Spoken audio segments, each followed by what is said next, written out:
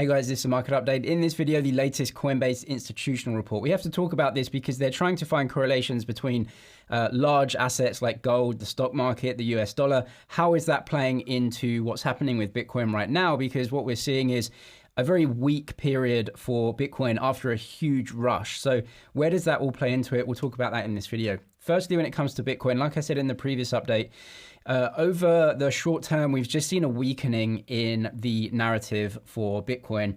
We had all of the bank blowups, and obviously that spurred us a really good move from what is potentially the bear market low right here. That phase of the market seems long gone now, and we are just kind of running out of steam in the latest phase. So I'm going to go through that and also this longer term chart as well to see where we are in the Bitcoin cycle and why I think this is actually really normal price action. So you can see for technical analysts out there, a potential head and shoulders playing out on the daily chart. So you have the shoulder here, you have the head, and then you have the right shoulder. Now that is a weak or bearish pattern. So for price targets, if you are a technical analyst, you'd be looking at something like this with a breakdown anywhere around 21, 22,000 for that chart pattern to play out if it does. Now, obviously with the RSI as well, you can see just weakening strength in the price, right? So you're seeing a price rise and then weakening strength of that move. And so a divergence there. And what you've seen is just this kind of rolling over of the price, right? So, bearish patterns playing out. Maybe that phase of the market, I think, is just finished right now. And we're in a weird phase right now where the narrative of, hey, the Fed is done raising interest rates has kind of played itself out a little bit. And now we're waiting for the next narrative, which is essentially not bullish. We're seeing unemployment starting to tick up potentially. We're also seeing, just inflation actually coming down pretty fast. Now that's actually bearish because that will keep on going. And then you're looking at the recession play out, which is higher unemployment, stocks potentially earning less money getting around in the system. Fear leads to selling of assets like Bitcoin and stocks. And so that part of the cycle is going to play out, in my view, over the next 6 months. If you're a trader, though, get a deposit bonus on Bybit. You can play this up to $30,000 deposit bonus right there. Check the link in the description for that. Before we get into the Coinbase report, which is trying to tie together correlations of those larger assets, what I want to look at is just where we are in the current macro cycle. Now, Bitcoin is a macro asset, and it just simply cannot go to new highs during this part of the macro cycle. It's just impossible. So as you can see here, Bitcoin cycles, I think, also tie in very neatly to economic cycles, at least for the last few years.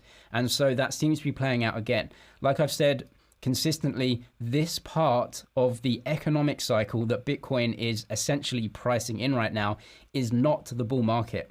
It definitely isn't. That comes after what we're about to go through the next 6 to 12 months. And then as central banks eventually start to ease, that's not potentially bullish until all of the economic data starts turning and we start coming out of that. And that is a next potential real bull market in the economy, with unemployment coming down from peaking up and interest rates coming down as well, and things seemingly getting better over time. That's a real bull market. And in the economy, that's probably not going to happen for the next maybe 12 months, 6, 12. It all has to play out within that time frame, which just so happens to be this time frame right here. And as you can see, the next Bitcoin halving around March 24, it depends on the block, how many blocks get propagated, obviously, but around this time. So we are not in the bull market part of the cycle. And so Bitcoin has priced in the slight turn, but now we have another 6 to 12 months where we may just get this sideways price action, weak price action coming down, time-based capitulation of short-term traders. And so I actually think this is totally normal for where we are in the cycle, and going to break through that kind of 30-32 level, which would be a new bull market, seems a little bit unlikely unless something really changed in the macro, right? So that's where we're on the cycle. I think it's totally normal to actually come into this and see a bit of weakness. That leads on to this Coinbase institutional report right here, where they spend a lot of time trying to ask the question, what is Bitcoin correlated to? And they spend a lot of time and effort essentially saying Bitcoin is not actually correlated to anything apart from spurious short-term correlations, which actually don't mean anything. So what we can see here is that it includes US equities, gold, and then some Bitcoin transaction volumes and things like that. So obviously with higher transaction volumes on Bitcoin, you're going to see mining difficulty increase because more fees paid means more miners turn their mining machines on. Is it correlated to the dollar? Is it correlated to gold? Over time, it's correlated to all of them, which means it's correlated to none of them. Right, so January, April 2023, I think this is a typo right here. You can see it's very correlated to one of the components, and then May, August differently, and September, December differently. So it says here, January and April of this year, it's been most strongly and positively associated with gold. So is Bitcoin just a different gold, or is it something else? Well, with May to August and September to December in 2022, it indicates that it's most strongly associated with US dollar movements and gold. But during these periods, it was negatively associated with gold and positively associated with US dollar. So what on earth is Bitcoin actually correlated to? If you come down to this, which is a rolling correlation between Bitcoin and gold returns, I personally feel that Bitcoin and gold have no correlation. It goes from negative to positive, back to negative, positive, negative, positive. That is no correlation over the long term, in my opinion. So Bitcoin is not correlated with gold. Apart from short-term spurious correlations. What is Bitcoin correlated to? I just believe it's a network for doing something that also trades on short-term narratives. So the narrative when the banks were blowing up is, oh, the banks are blowing up. People do not withdraw their cash from a bank to buy Bitcoin because they're scared the bank is blowing up. They'll take it out and they'll move it to Morgan Stanley or JP Morgan, or they'll move it to a money market fund. They'll not buy Bitcoin with it. That's their cash. They're not going to buy Bitcoin. Bitcoin is a long-term investment. The only reason Bitcoin goes up on those banking fears is a trading narrative where you get banks blowing up, which means traders, hedge funds, and short-term speculators in the market have a very long step-by-step process of saying the banks are blowing up. That means the economy is going to slow through reduced credit creation, which means that the GDP figures are going to be below trend, which means that the banks and governments will start to step in and say we don't want recessions to be coming. And that means that potentially monetary policy gets easier, which means the feed through to rate expectations coming lower and potentially some easing of monetary conditions, liquidity injections, or even fiscal stimulus from governments. That debases currency, weakens currency, and then you get a narrative trade of pushing these assets higher short term. But of course, in the short term, things change, and the narrative then changes to, whoa, there's going to be a huge recession with unemployment spiking up and earnings coming down, and people have less money to invest in assets like Bitcoin. In fact, Bitcoin is going to be the first thing to go. Bitcoin and stocks in a recession go first because they're the easiest to sell. And so you have these short-term narratives. I don't think Bitcoin is at all correlated to gold at all because it's its own thing. It's a different type of network for sending value or bits of information over the internet in a secure way.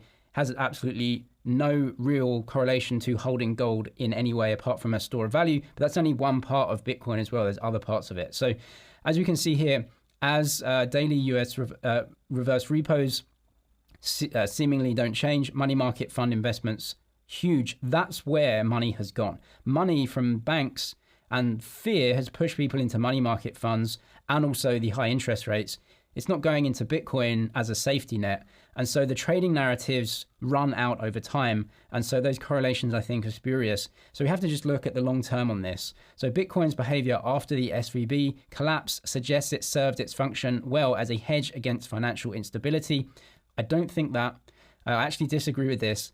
No one is buying Bitcoin because of a hedge against some sort of instability in their bank or fears about banks going bust. People will move that money into money market funds or to larger banks, right? And so it's really just a trading narrative that has pushed us up. And that trading narrative is done now. The next narrative is economic weakness, which I don't think is bullish for Bitcoin. Bitcoin is a growth asset and high growth is bullish for Bitcoin. So we're not going through that now. So that's why I think that narrative's ended and now we're coming back off. So where we are in the cycle, like I said, not the bull market, just accumulation phase for investors, in my opinion, just coming, a little bit more bullish, coming down off this regression line, which is what we've done throughout Bitcoin's entire history. As you can see here, every time we meet the regression line, we just bounce right off it, because the fundamentals are Bitcoin is still a growing network. And so this is the, growth regression of that network. But the macro obviously drives short term. That part of the crisis narrative is over right now. And what you're going to get in the speculation that drives prices short term is a consolidation out of that, because there's no reason for people to trade it, because that narrative is over right now. So that's where we are. Totally normal for me. Long-term investors, this whole period for the next 12 months is part of the accumulation phase. As you can see, previous cycles exactly the same. Now, obviously, when macro changes, the next phase after this consolidation through recession, and we're going to get that, would be a bull market. But we're way, way away from that at the moment. So even though Bitcoin and a lot of altcoins have been very weak recently, I believe that's because of the fear of slower economic growth and potentially the debt ceiling standoff as well, which is probably going to be the next narrative, either negative or positively, which will drive us to a new phase. But as you can see on the week chart here, we're still in this uptrend, actually. Haven't broke through it yet, although we may do. But the next narrative is going to push the next trade, which is probably the debt ceiling standoff, a couple of weeks' time. That has to be obviously pushed through. Maybe you get some relief in markets when that happens. But until then, until it's sorted, you're going to get weakness and some trepidation. That's just absolutely normal. If you are a trader though and you want to play that, Bybit deposit bonus up to 30K. Link in the description for that. I'm James, it's Money's EG. Cheers for watching, and I'll see you in the next one.